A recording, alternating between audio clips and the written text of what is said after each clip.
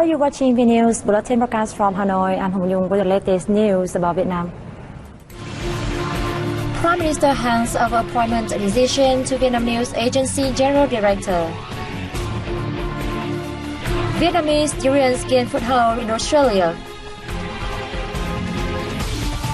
Hội An, Sapa and Hanoi among best places for photography in Vietnam. On September the 14th, Prime Minister Phạm Minh Chính had a working session with the Ambassador of the Republic of Korea and Korean investors and entrepreneurs. We have more details in the following report. Prime Minister Phạm Minh Chính thanked the government and people of the Republic of Korea for supporting Vietnam in the fight against COVID-19. He spoke highly of Korean enterprises' efforts to actively prevent the epidemic and maintain their production. The Ambassador of the Republic of Korea and leaders of Korean associations and businesses presented their proposals to maintain the supply chain, transport and circulation of goods and ensure production and business. They emphasized such issues as on-site production, administrative procedures and tax reduction and exemption, along with promoting vaccination for workers and allowing Korean experts and skilled workers to enter Vietnam for working in the current epidemic conditions. The Prime Minister affirmed the Vietnamese government's position of facilitating business move to restore production, but he said they must ensure safety. He proposed that the Republic of Korea create conditions for Vietnamese businesses to invest in the fields that are in high demand in the East Asian nation to balance investment and bilateral trade between the two countries. Prime Minister Phạm Minh Chính on September the 14th handed over a decision appointing Vũ Việt Trang as General Director of the Vietnam News Agency. Prime Minister Phạm Minh Chính congratulated Vũ Việt Trang on her appointment, saying she is the first female leader of the state-run news agency. The appointment reflects not only Chang's efforts in her career, but also the Vietnam News Agency's personnel reform. The Prime Minister said he expressed his hope that she will continue to outstandingly complete her assigned tasks. Chang was appointed Deputy General Director of the Vietnam News Agency by the Prime Minister in 2017. During her career, she has been awarded the Prime Minister's Certificate of Merit several times for contributions to the coverage of the APEC Leaders Meeting and related meetings in 2006 and the communication drive on the 12th National Party Congress in 2016, for outstanding work performance in 2018 and for her role in the communication drive on the Vietnam ASEAN Year 2020. The National Assembly Standing Committee gave opinions on the performance report and audit plan of the State Audit of Vietnam on September the 14th morning. As of August 31st, audit agencies nationwide had deployed 144 of the 211 planned audit teams, with 108 teams finishing their tasks and 83 audit reports issued. The State Audit of Vietnam discovered and proposed settlement of many violations related to the management and use of public finance, transferred 5 cases showing crime sites to police for investigation, and proposed the amendment of 205 documents that don't match legal regulations or the reality. However, the Financial and Budgetary Affairs Committee also pointed out that the issuance of the 2021 Plan on Corruption Prevention and Control was slower than expected, while the implementation of some focal duties for this year has yet to be fully analyzed or reported. National Assembly Chairman Vương Đình Huệ spoke highly of the State Audit of Vietnam's report and the committee's verification report, asking for more attention to the mobilization, allocation, and use of resources for the COVID-19 fight, along with the preparation, distribution, and disbursement of capital sources for basic construction at the center and local levels. A ceremony was held in Hanoi on September the 14th to symbolically receive 1.5 million doses of AstraZeneca COVID-19 vaccine donated by the government of France and Italy through the COVAX facility. Deputy Foreign Minister Tô Anh Dũng thanked the French and Italian governments and people for supporting Vietnam in the COVID-19 fight. This is evidence of the dynamic development of the strategic partnership between Vietnam and the two European countries, as well as their friendship and solidarity to overcome the pandemic. he stated. Dung spoke highly of the initiative to set up the COVAX mechanism to ensure fair and equal access to COVID-19 vaccines in the globe, with France and Italy being among leading EU donors.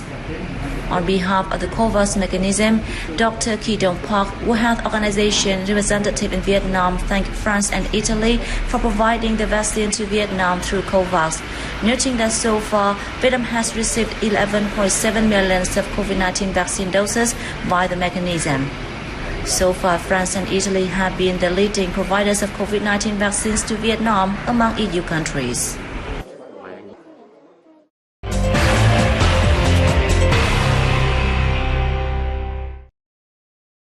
Vietnam has been benefiting from the Vietnam-Eurasian Economic Union Free Trade Agreement since it took effect in 2016, which has ever since created opportunities for Vietnamese exports to Russia, the largest market in the Eurasian Economic Union. According to data from the General Department of Customs, Vietnam's export turnover of agricultural, forestry and fishery products to the Russian market in the first 7 months of 2021 increased by 34% of the same period last year, reaching $323 million. Moreover, aquatic products, agricultural products saw high growth in export turnover compared to the same period last year. However, tea, rice, oat and wooden products experienced a decrease in export turnover to the Russian market. According to data from the Russian Customs Agency, in the first 6 months of this year, the country imported a total of 117,880 tons of coffee, up 4.8% of the same period last year. In particular, Vietnam is the largest coffee supplier to Russia with 36,770 tons, accounting for 31% of the market share. Vietnamese businesses are urged to carefully study and take advantage of the incentives of the Vietnam-Eurasian Economic Union Free Trade Agreement to better improve the exports to the Russian market in the near future. Many companies have announced their quick slowdown of the Vietnamese durians in Australia as a result of more than 2 years of promoting the fruit in the market.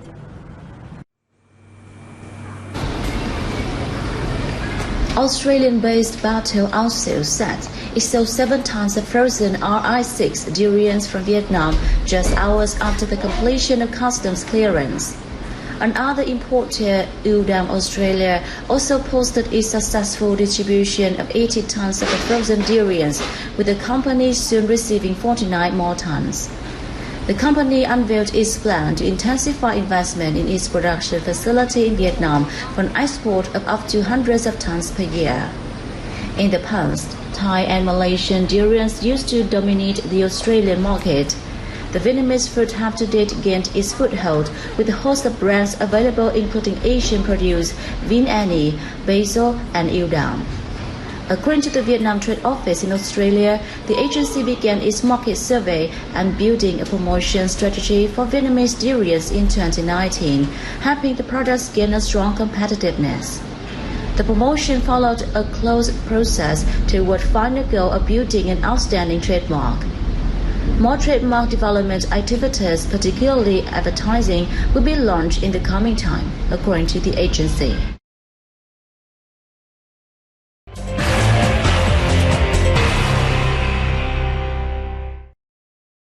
A 1-hour tour of Hoi An Museum in Hoi An Ancient Town in Quảng Nam Province was recently live-streamed on its Facebook page to present the museum to the public amid the COVID-19 pandemic.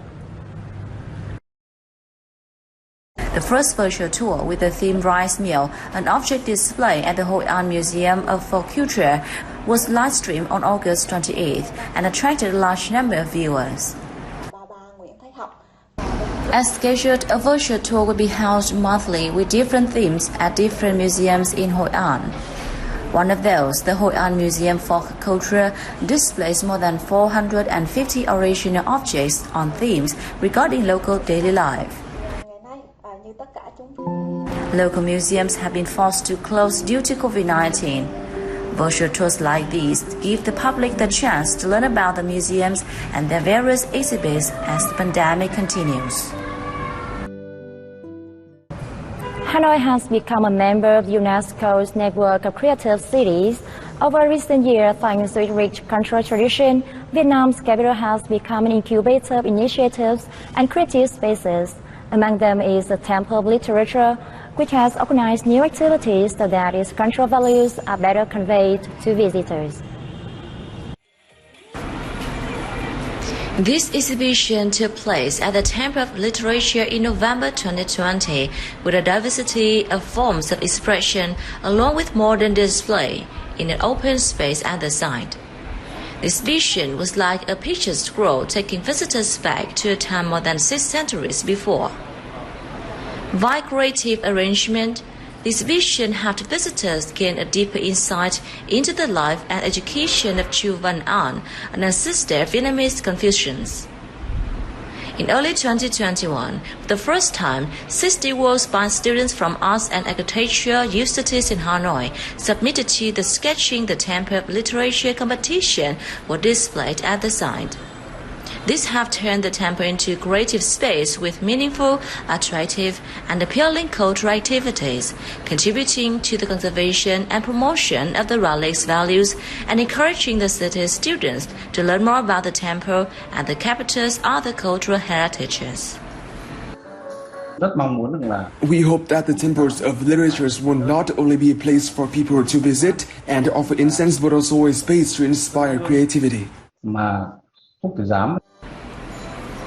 In order to preserve and promote cultural heritage and improve the quality of tourism products at the Temple of Literature, its Center for Scientific and Cultural Activities has launched a contest on designing souvenirs about the site.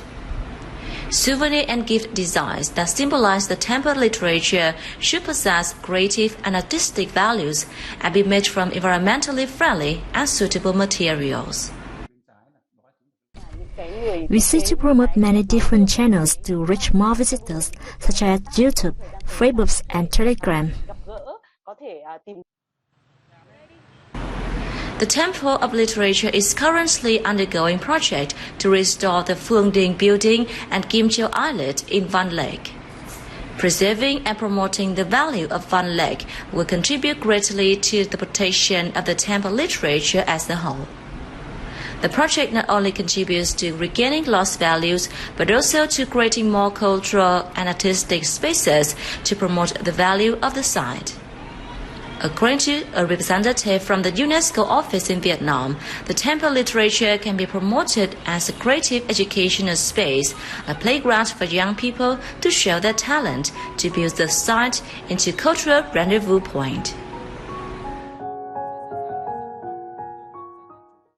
Hội An, Sapa, and Hanoi lead the top 10 favorite destinations for photography in Vietnam, according to a recent survey conducted on Global Travels by Booking.com on the occasion of World Photography Day.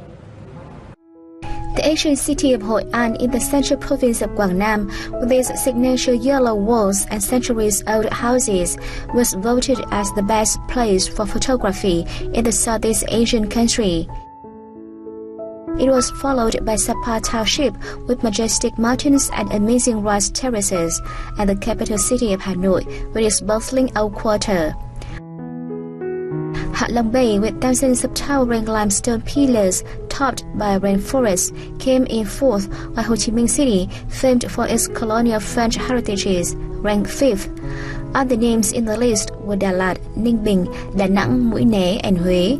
This result was based on the sharing on the most favored destinations for photo hunting journeys of 20,934 tourists from 28 countries and territories. And that's the end of our news bulletin. Thanks for tuning in and see you next time.